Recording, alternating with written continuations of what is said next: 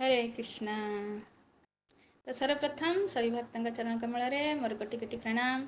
वंशा कल्पतरुभ्यश्च कृपा सिंधु व्यवच पतितानां पावनेभ्यो वैष्णवेभ्यो नमो नमः। जय अनंत कोटि वैष्णव वृंद की जय। जगत गुरु श्रील प्रभुपाद की जय। पतितान श्लोक गुरु महाराज की जय। श्रीमद् भगवत गीता की जय। तो ढेर सारा शुभकामनाएं शुभेच्छा आज साधु संघ प्रोग्राम रे आपण समस्त को। तो राधा माधव कृपा आशीर्वाद आपण समस्त को प्राप्त हो मैं प्रार्थना करुच्ची भगवान पाखरे। तो आम समस्त सौभाग्य आम भगवत गीता भगवान वाणी श्रवण करुचे। तो पहुँची जाइए अष्टम अध्याय। तो काली तो आम सप्तम अध्याय सारांश टी शुणा चाहूले किंतु नेट आमको साथी देलानी। तथे आज और टिके खाली जस्ट आपण मानू कही जे किसी ना खाली श्लोक अनुवाद पढ़। हाँ बार बार पढ़ीना आम बुझीपर भगवान कौन कह चाहते। तो आम सारांश जदि बुझे टे ये सप्तम अध्याय ज्ञान विज्ञान जोगरे कौन कहले चार्टा जिनस जदि आम ध्यान से जदि शुणी चारिटा जिनस माने चतुश्लोकी भागवत भाया एथि भी सही कथा कहुच्छी। देखिए भगवती के श्रीमद् भागवतम स्कंद 2 अध्याय 9 रे चतुश्लोकी भागवत माने ब्रह्मा नारद मुनि को कहते चारिटा श्लोक से चारिटा श्लोक पूरा 18,000 श्लोक विस्तार करछंती भगवान व्यासदेव बुझापी जाकि। तो चारिटा श्लोक कौन थिला तू बुझा ना भगवान विषय जीव विषय माया विषय आउ माया कबल उद्धार केमती पाइबा तो से विषय जदि चार्टा जिनस किए बुझीगला पूरा भागवत से बुझीज जे भगवान को जानिला निज को जानिला माया कौन जानिला आ माया कबल केमती उद्धार पाइब तार मार्ग जानिला सी सब जानिगला ताको किछि बाकी नहीं। से भाई सप्तम अध्याय आम देखिए चार्टा जिनस भगवान वर्णना करछंती निज विषय कहले है ना। भगवान विषय कौटी कहले 6 नंबर और 7 नंबर श्लोक जे मत परतर नान्य किंचित दस्ति धनंजय मोठू श्रेष्ठ कहीं नहीं मुझे सर्वश्रेष्ठ मु उद्भव करुच्ची मु प्रलय करुच्ची मो द्वारा सबकि मोर ही मो सहित ही मोरी पाखरे रोचे मु सृष्टि करुच्ची पुणी मु प्रलय भी करदे ये बुझा भगवान निज विषय कहले सप्तम अध्याय।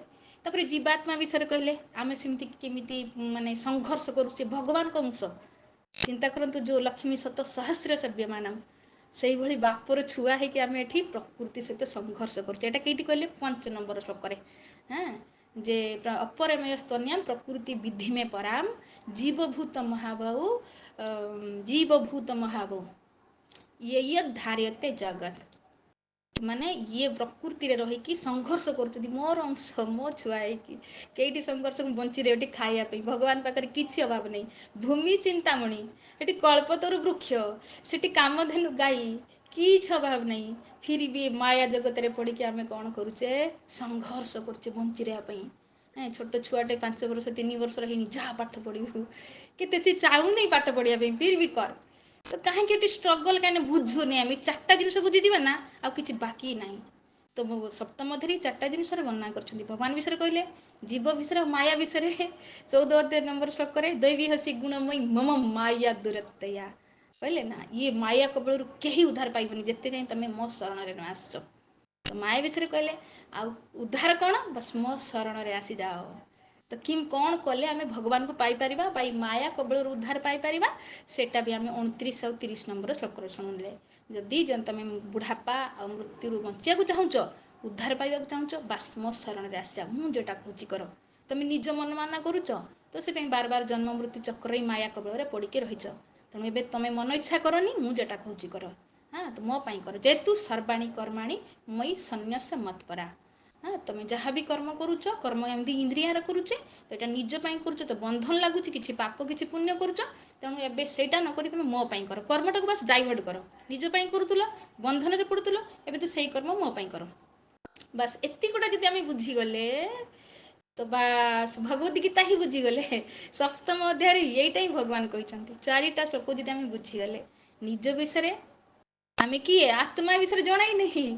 हरे कृष्णा आत्मा है ना कि जानी आत्मा को समस्ते तो आम शरीर को अनुभूति करते ना मो शरीर बास शरीर को किमी खाईते देमी पीते देमी भल भल मेंटेन करी भल भल शाढ़ी गहना सब किणी कोई जगह बाड़ी किणी ତ ବାସ୍ ଏଇଥିରେ ଆମେ କାହିଁକି ଶରୀର ଚେତନାରେ ତ ତେଣୁ ଆତ୍ମାକୁ ଯଦି ଜାଣିଗଲେ, ମାୟାକୁ ଜାଣିଗଲେ, ଭଗବାନକୁ ଜାଣିଗଲେ, ଆଉ ଭଗବାନଙ୍କୁ ପ୍ରାପ୍ତ କରିବାର ମାର୍ଗ ଜାଣିଗଲେ, ବାସ୍ ଆପଣ ସବୁ ଜାଣିଗଲେ, ଆଉ କିଛି ବାକି ନାହିଁ।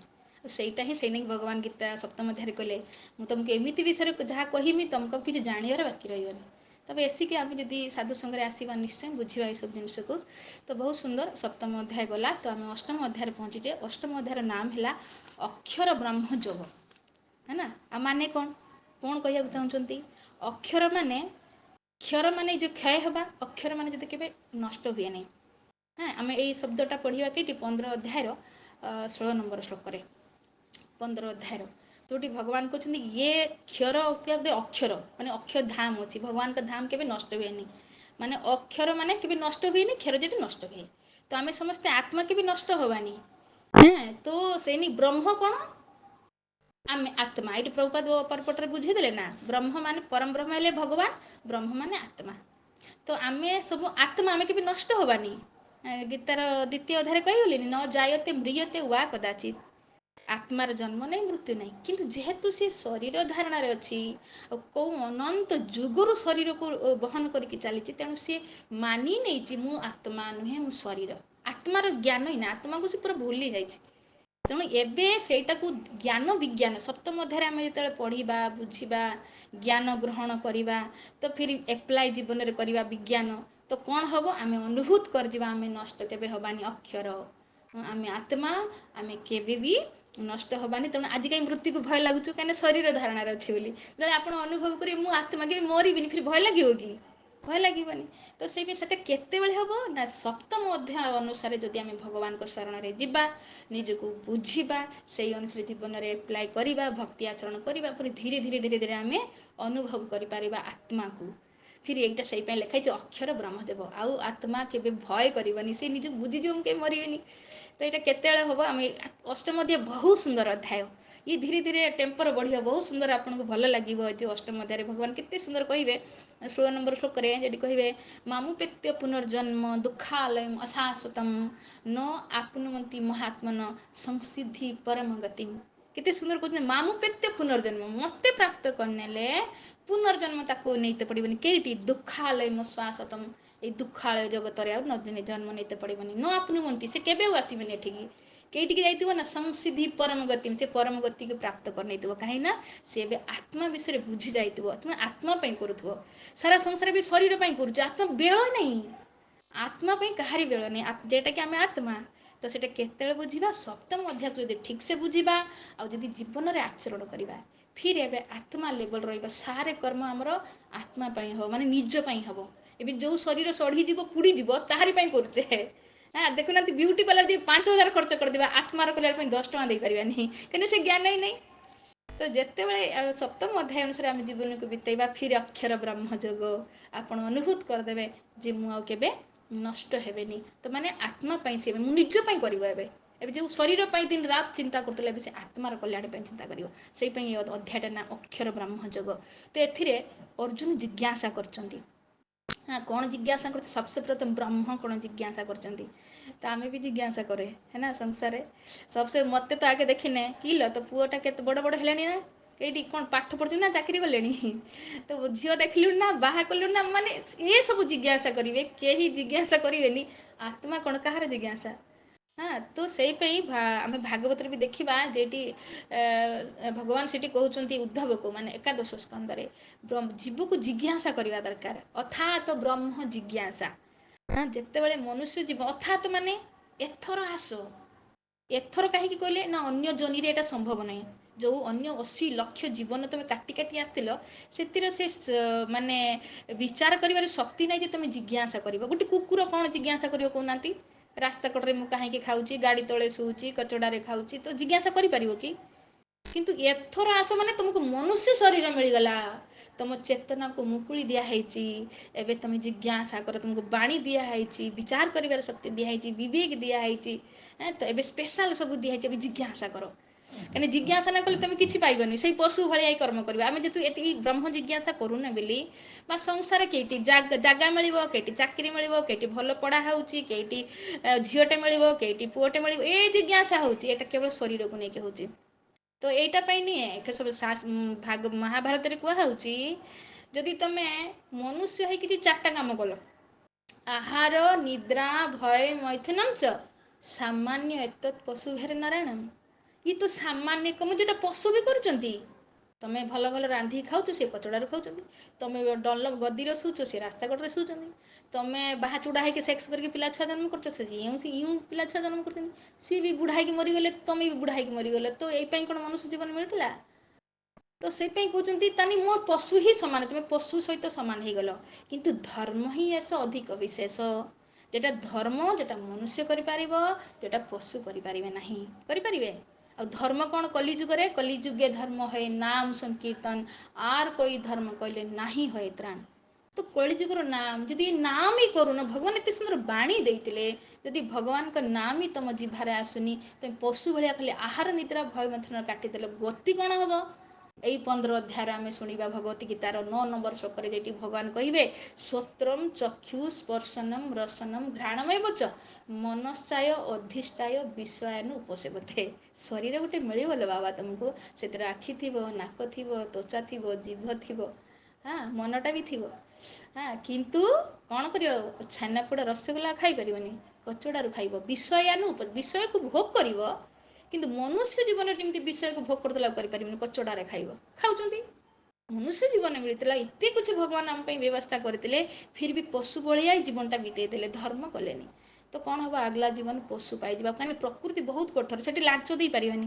ହଁ ମୁଁ କିଛି ଜାଗା ବାଡ଼ି କିଣିଥିଲି, କିଛି କରୋଡ଼ ରଖିଥିଲି, ଭାଇ ଲାଞ୍ଚ ଦେଇକି ଆଉ ଥରେ ଚାନ୍ସ ଦିଅ ମୋତେ ମନୁଷ୍ୟ, ନାହିଁ। ତ ସେଇ ପାଇଁ ସାଧୁ ସଙ୍ଗ ବହୁତ ଜରୁରୀ। ଆଉ ସେଇ ପାଇଁ ଜିଜ୍ଞାସା ହେବା ଦରକାର। ମନୁଷ୍ୟ ଜୀବନ ମିଳିଗଲା, ଭଗବାନ ଆମକୁ ବିବେକ ବିଚାର କରିବା ଶକ୍ତି ଦେଇଦେଲେ, ବି ଜିଜ୍ଞାସା କର। ଆଚ୍ଛା କେଇଟି ଜିଜ୍ଞାସା କରିବା? ଏରା ଗେରା ନଥୁ ଘରେ ଲାକ୍ତୁ ଡାକି ଆଣି ପଚାରିବେ କି ଆରେ ମୁଁ କଣ, ମୁଁ କିଏ, ମୁଁ କେଇଠୁ ଆସିଛି, କାହିଁକି ଦୁଃଖ ପାଉଛି? ଭଗବାନ କିଏ ପଚାରି ପାରିବେ କି? କାହାକୁ ପଚାରିବା? ସେ ଅର୍ଜୁନ ଡାଇରେକ୍ଟ କାହାକୁ ପଚାରିଲେ? ସେଇ ପାଇଁ କହିଲେ ଏଠି ପରପେଟରେ ଯେ ପ୍ରଭୁପାଦ କହିଲେ, ସିଏ ତାଙ୍କ ମିତ୍ରକୁ ପଚାରୁନାହାନ୍ତି, ସଖାଙ୍କୁ ଏ ପ୍ରଶ୍ନ ପଚାରନ୍ତି। ଭଗବାନ ସେଇ ନାଁ କହିଲେ ପରମ ପୁରୁଷ ଭଗବାନ, ହେ ପରମ ପୁରୁଷ। ତ ଭଗବାନଙ୍କୁ ଡାଇରେକ୍ଟ ପଚାରୁଛନ୍ତି। ତ ଆମେ ତ ଆମ ଆଗରେ ତ ଭଗବାନ ନାହାନ୍ତି, ଆମେ ଡାଇରେକ୍ଟ କାହାକୁ ପଚାରିବା? ତ ଭଗବାନଙ୍କ ଦ୍ୱାରା ପରମ୍ପରାରେ ଆସୁଥିବା ଗୁରୁଙ୍କୁ ପଚାରିବା। ସେଇ ପାଇଁ ଚତୁର୍ଥ ଅଧ୍ୟାୟରେ କ୍ଲିୟର କରିକଲେ ଏବଂ ପରମ୍ପରା ପ୍ରାପ୍ତ, ତମେ ପରମ୍ପରା ଧାର ଯାଅ। ତ ଗୁରୁଙ୍କ ଶରଣରେ ଯାଇକି ପଚାରିବ। ସେଇ ପାଇଁ ସେଇଠି ଚତୁର୍ଥ ଅଧ୍ୟାୟ 34 ନମ୍ବର ଶ୍ଲୋକରେ କହିଲିନି, ତଦ୍ବିଧି ପ୍ରଣିପାତେନ ପରିପ୍ରଶ୍ନେନ ସେବୟା ଉପଦେକ୍ଷନ୍ତି ତେ ଜ୍ଞାନମ୍ ଜ୍ଞାନୀନ ତତ୍ତ୍ୱଦର୍ଶନ। ତ ଗୁରୁଙ୍କ ନିକଟକୁ ଯାଇତେ ପଡ଼ିବ। ଫିର ଏଇ ଯୋଉ ଅହମ୍ ବ୍ରହ୍ମାସ୍ମି, ଯୋଉ ବ୍ରହ୍ମ ବିଷୟରେ ଜିଜ୍ଞାସା କରତେ ପଡ଼ିବ। ମୁଁ କିଏ? ସଂସାରକୁ ଯେ ମୁଁ ଆସିଛି, ମୋର କର୍ତ୍ତବ୍ୟ କଣ? ଭଗବାନ କିଏ? ଜଗତଟାକୁ ଯିଏ ବନେଇଛନ୍ତି, କାହିଁକି ବନେଇଛନ୍ତି? ସେ ଦେଖା ଯାଉନାହାନ୍ତି, କେଇଟି ଅଛନ୍ତି? ବା ତାଙ୍କୁ ମୁଁ କେମିତି ପ୍ରାପ୍ତ କରିବି? ମୁଁ ତାଙ୍କୁ କେମିତି ଦେଖିପାରିବି?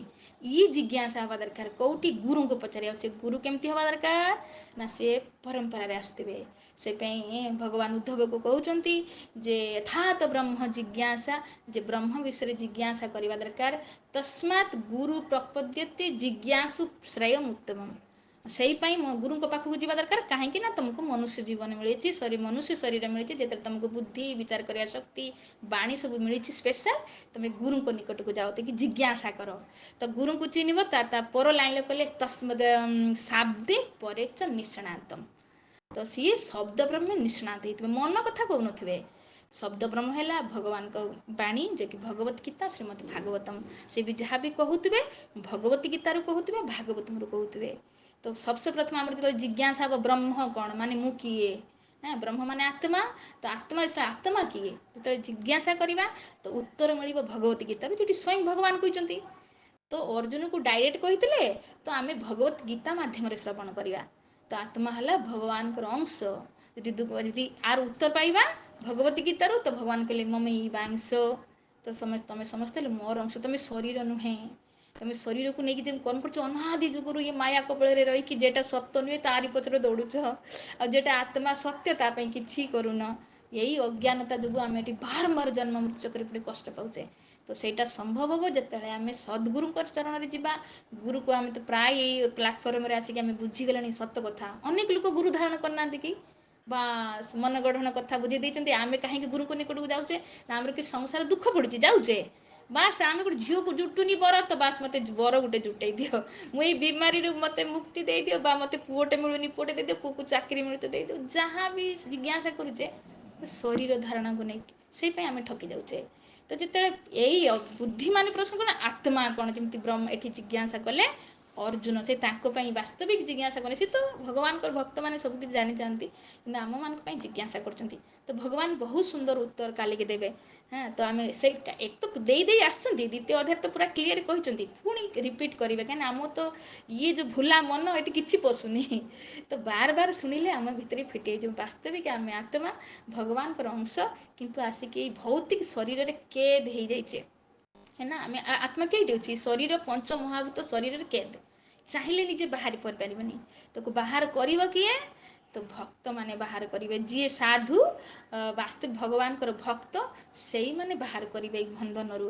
ଯେଟାକି ଏଇଟା କିଏ ପଚାରିଥିଲେ, ଯଦି ଆମେ ଯିବା ଶ୍ରୀମଦ୍ ଭାଗବତମ, ଭଗବାନ କପିଲ ଦେବଙ୍କୁ ମା ଦେବହୂତି ପଚାରିଥିଲେ କି ବାପା ସଂସାରରେ ସୁଖ ପାଇବା ପାଇଁ କେତେ ଲୋକ କଷ୍ଟ କରୁଛନ୍ତି, ଜନ୍ମଠୁ ମୃତ୍ୟୁ ପର୍ଯ୍ୟନ୍ତ ଟିକେ ସୁଖ ପାଇବା ପାଇଁ, କି ଦୁଃଖ ପାଇବା ପାଇଁ କଷ୍ଟ ତ କରୁନାହାନ୍ତି। ଜବରଦସ୍ତି ଡେଲି ସକାଳୁ ଆସିକି ଦରଜା ଖଟଖଟୁଛି ଗୋଟେ ଗୋଟେ ଦୁଃଖ କାହିଁକି? ତ ଭଗବାନ ସେଠି ବହୁତ ସୁନ୍ଦର ଉତ୍ତର ଦେଇଥିଲେ, ପ୍ରସଙ୍ଗମ ଅଜରମ ପାଶମ ଆତ୍ମାନମ କବୈ ବିଦୁ ସଏବ ସାଧୁ ସୁକୃତେ ମୋକ୍ଷ ଦ୍ୱାରମ ଅପାବୃତମ। ତ ଏଇ ସଂସାରରେ ଲୋକ ଦୁଃଖ ପାଉଛନ୍ତି କାହିଁକି ନା ପ୍ରସଙ୍ଗମ ଅଜରମ ପାଶମ, ଅକାଟ୍ୟ ବନ୍ଧନ ତାକୁ ଲାଗିଛି, ସଂସାରର ମାୟାର ବନ୍ଧନରେ ସେ ପଡ଼ିଛି।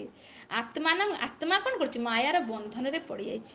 ତ କେମିତି ବାହାରିବ ବନ୍ଧନରୁ, କେମିତି ମୁକ୍ତି କରିବ ନା ସଏବ ସାଧୁ ସୁକୃତେ, ଯଦି ତାର ସୁକୃତି ଥାଏ। ହେ ନା, ଆମେ ଏଠି ଯେତିକି ଅଛେ, କେତେ ଜଣ ଅଛେ ଏବେ 76 ନା 8 जो भी, तो भाव आपण मैंने से सुकृतिवान लोक। हाँ, तो आपन को प्रभुपाद भाई भी संग मिलूँ, सब साधु सुकृति, जब साधु मिलगला सुकृति ताने कौन मोक्ष द्वार अपावृतम, मुक्तिर द्वार खोलीज।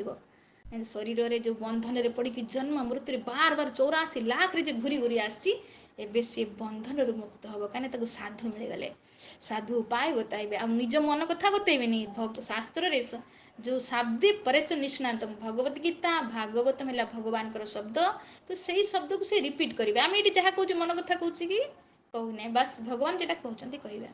यही कथा भगवान कहे, तू जदि मो पे सब कर्म करू तो तेषाम अहम समुद्धर्ता मृत्यु संसार सागराथ, मु तर उद्धार करता ही मृत्यु संसार, किंतु कौन करते पड़ो, मो पे सब किसी करते पड़ो, मोर आश्रय आसिक से कथा करिया, माने मुझे कहूँ करते पड़ो। तो आम यटा को बार बार शुणते शुणते शुणते आम मन में भिटी हो ना, हाँ अभी भगवान जहाँ कहते करिया, कहीं से आमको ये भवजगत मुक्ति करेंगे। तो बहुत सुंदर अर्जुन जिज्ञासा। तो आम प्रश्नर उत्तर भगवान देवे तृतीय नंबर श्लोकरू। तो आम बहुत सुंदर शुणा। तो अष्टम अध्याय बहुत सुंदर अध्याय, एथिर केवल धाम विषय आपको कह पूरा जीव लालच दिज्व कौटी फसीज जे केवल टेम्परारी। तो भगवान बहुत सुंदर सुंदर कथा कहे, आम शुणा आम मनुष्य जीवन को धन्य करवा। एमती निजे आसतु अन्य मानक ये जोड़ातु, मोर अनुरोध रही आपन भी जोड़ातु, शुणु भगवत गीता को। न शुणिकी केते सुंदर दुर्लभ मनुष्य जीवन नष्ट कर दौरान ना, ये 4टा काम करिकी पशु करुँच, गति कौन हम आगला दिन पशु को पड़े आप कि चाहे तो से आउ थे पशुजनी को चले जाते, थे पशुजनी को चलीगले पुणी 80 लक्ष काटिला जाकि मनुष्य जीवन चान्स मिल। जदि से पूर्व माने परिवार जदि किए भक्त होगला, भक्ति बल जदि उद्धार हम अलग कथा, किंतु गले सर्वनाश हो केते जन्म पुणी काटे। तो आम केते सौभाग्यवान साधु संगे आसिक भगवत गीता बुझुचे। तो अन्य मानक भी मौका दबा दरकार। तो ठीक है, समय हो रखा ये। हरे कृष्णा कृष्णा कृष्णा हरे हरे, हरे राम राम राम हरे हरे।